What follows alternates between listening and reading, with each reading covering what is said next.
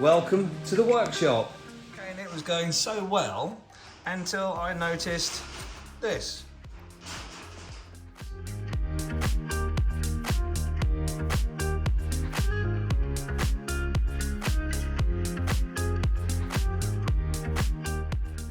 Good morning YouTube, welcome back to the channel and welcome back to another fantastic day here on planet Earth. This is going to be the last video in the series on the RD400. We've done loads and loads of work to it, and in this video we're going to get everything cleaned up. Finally, the tank cleaned out, the exhaust done, the front brake done, everything, and we're going to get this little sucker running and riding. Welcome to the workshop. I've got too many bikes.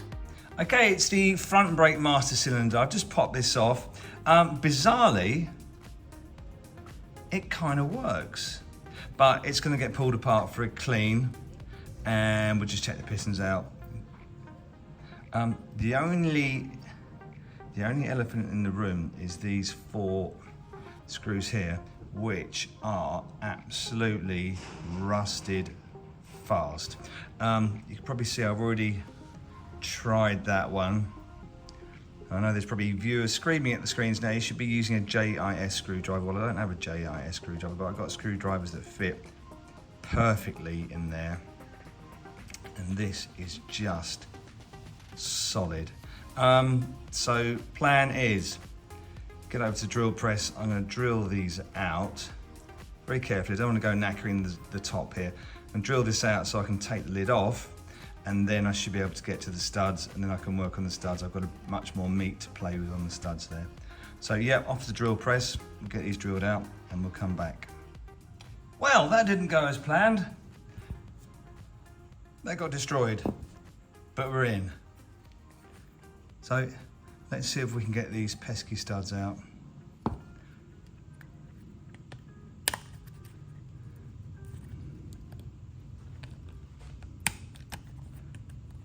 Good, didn't destroy the little sort of rubber glandy thing.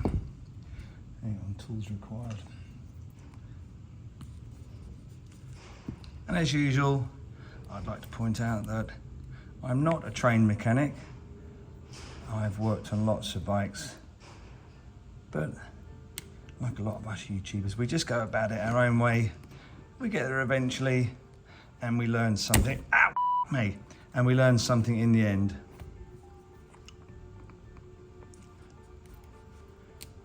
And hopefully we'll all learn something. That is salvageable. The rubber glandy thing is salvageable. But the point of the exercise was, yeah, cool, that's come off nicely. Okay, so the point of the exercise was to get to these, so I've got a much better chance of getting a bit of a purchase on them now and winding them out. Right, I'm going to do the first one off camera in case I make a complete mess of it. Back in a minute. Okay, that seemed to be a reasonable success. I just managed to get some grips on there. As you can see, that's turning, so that wants to come, which is nice.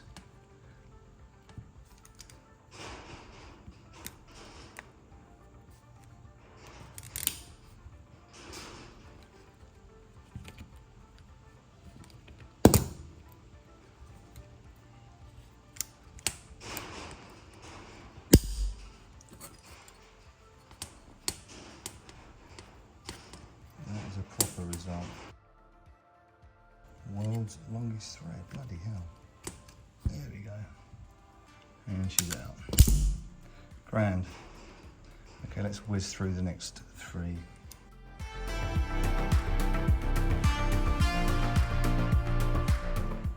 Okay, I've got some smaller grips, and I think I can just get a purchase on this one here.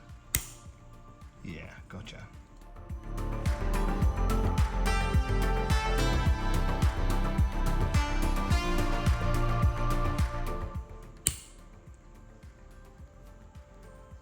Yes.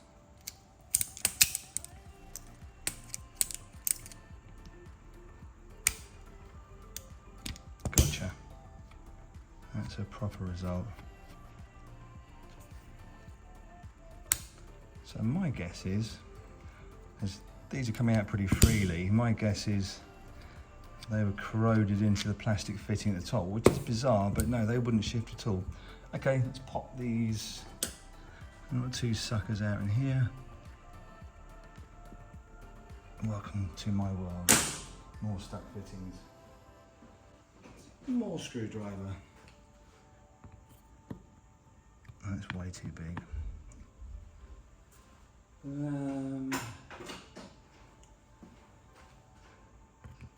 Oh, that's a nice fit.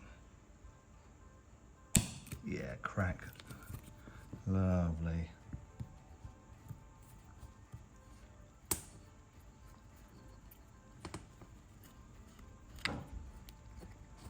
Last one. Are you going to behave? Not a bad fit. Oh, you utter. What do we do? Do we use the ZZ gun? Really do not want to have to drill this out. I'm going to try it, just see if we can shift it by going clockwise a bit. No, that's not having it. See if we can dig some of this crap out of the heads so I can get a better purchase. Give you a bit of magic juice.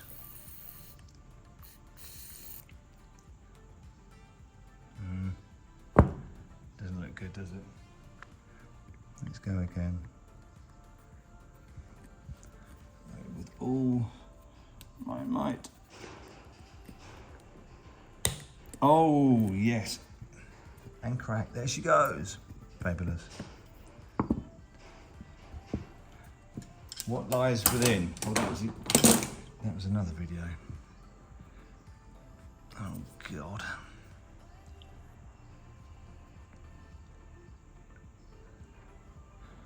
Right. Let's get something to lever. And as always, purists and haters, look away now.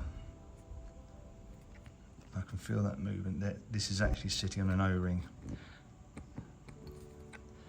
There's a huge O-ring. There's a huge O-ring that goes around the base there. But we have movement. And that wasn't so bad. That's free. How pissed is that? Yeah, it's got a bit of a curve to it. And there is inside there an O-ring there, which creates a seal, so we'll pop it out. And we'll replace that when we put this all back together. Now, thoughts is, do I put this through the media blaster and risk ramming it full of media? But then I could always clean it out with the airline and a couple of passages. Anyway, that's pretty much a part there. Let's grab some more tools and we'll dive in a bit further and we'll have a look at the piston, etc.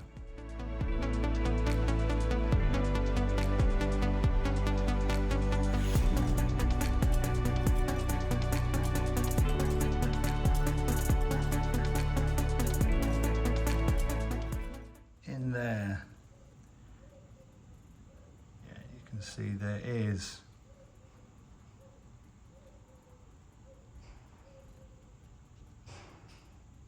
there's a big circlip. Pop these circlip pliers in there and we'll pop them out. I'm probably going to do that off camera because I don't think I can hold everything.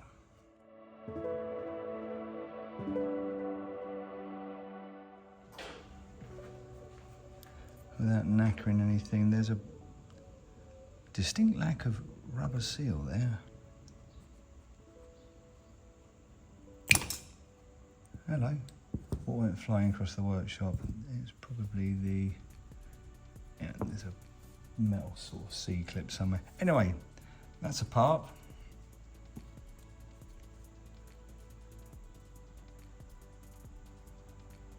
Looks dirty, so we'll just get a cursory clean down there, but everything was moving in there.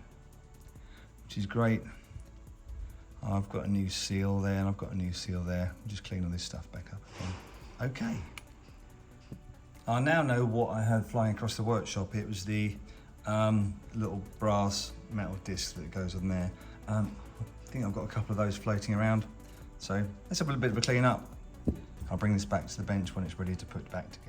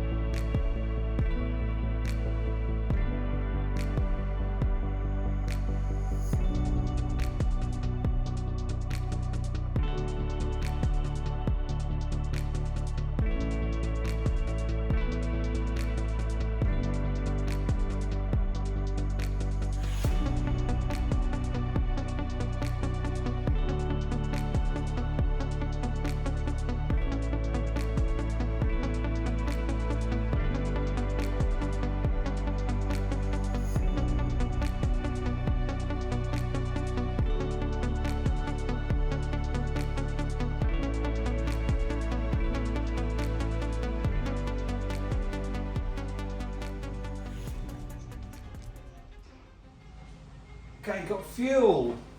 Got some auxiliary power wired up down there.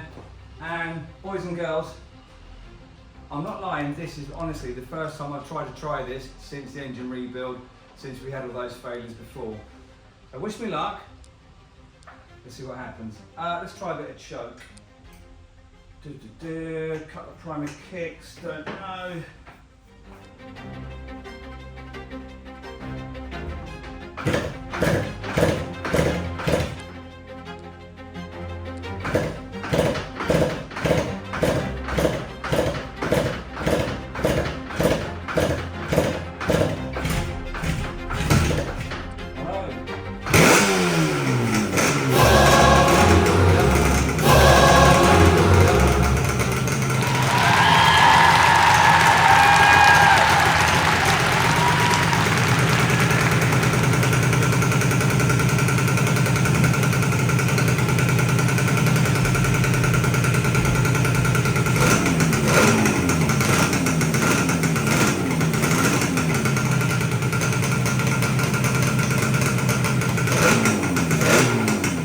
And just like that, for the first time in 20 odd years, the bike is actually running well at last.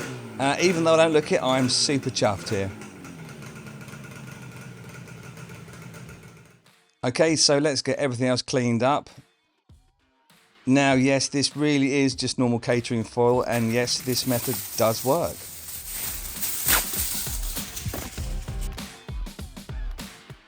So no solvents, this is just water and just a little bit of elbow grease.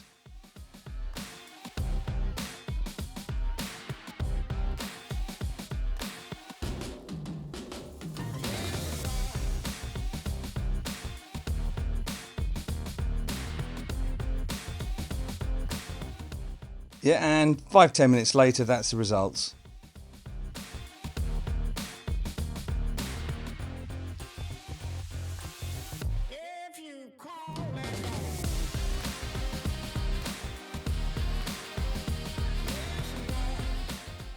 Yep, and just screwing the speedo drive in. Okay, let's get the tank cleaned out. I did mention that we're going to use the vinegar method. We're not using vinegar, we're going to use acetic acid. Although acetic acid is the main ingredient in vinegar.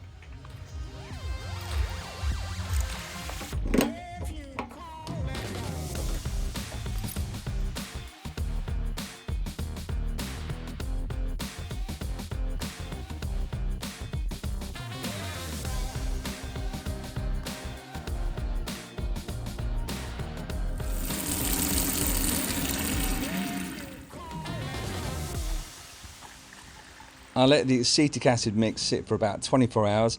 I did bung a handful of nails in there just to agitate everything, and then I neutralised it with bicarbonate of soda, and the results are pretty fantastic.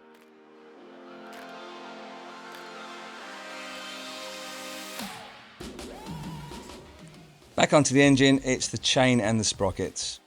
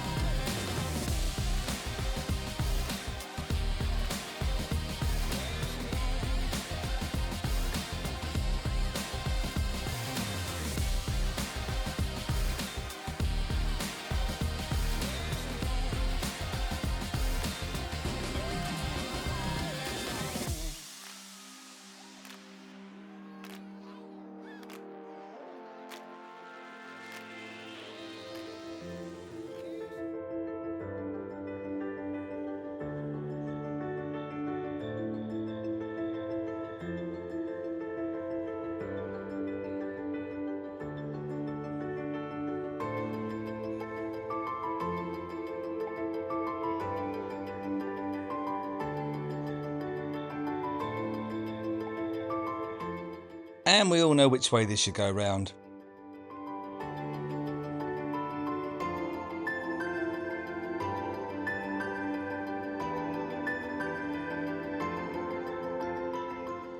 Right, so I've just had a little test fit of the clutch casing here, and I've gone to put these fixings in here and here, And I've got 2 knackered threads. I don't know if you can see that, if we can go super macro, but yeah, that thread and that thread is knackered. Yeah, funnily enough, I also noticed a very good repair that's been done here. Really nicely done. So I don't know who did that. Anyway, what we're gonna do is we are gonna drill these out and we're gonna clean them up, tap them, and we're gonna pop some inserts in.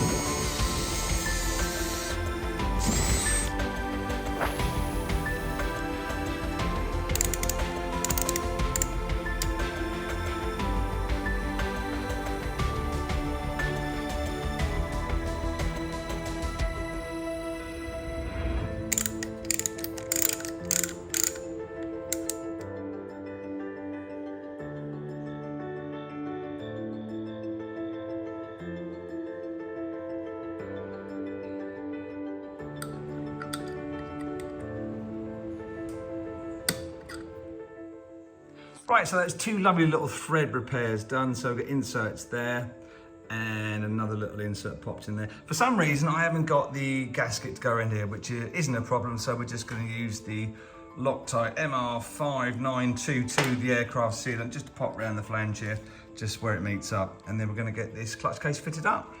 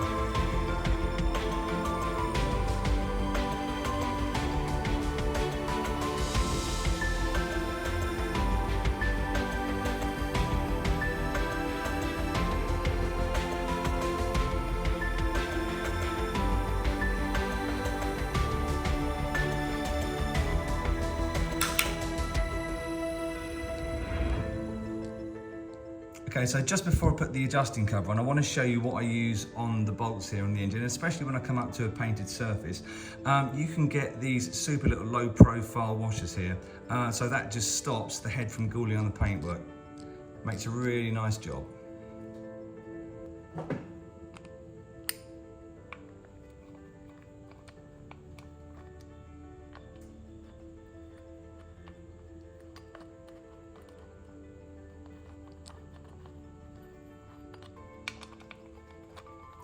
I know the purists out there are screaming at the screen, why are you using stainless cap heads? Well, that is what came with the bike, and that's what Richard wants. I say this bike is not a nut and bolt restoration, this is a practical riding restoration, as I've said a couple of times in the videos. And I think they look kind of okay.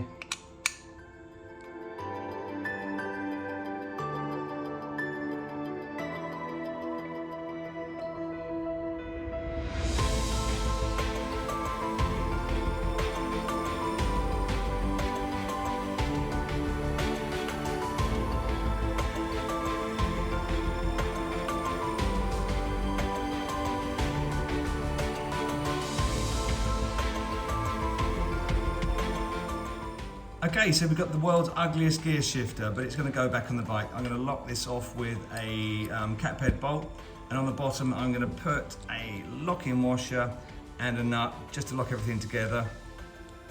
Nobody really likes the shifter to come loose or to fall off halfway through a ride.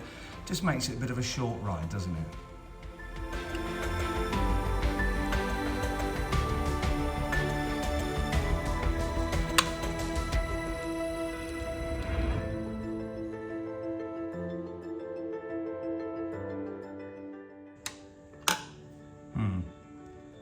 The splines aren't so good on that. I can feel the splines, but they're not amazing. I've had it on before and it does lock down kind of okay, but just needs a little bit of persuasion.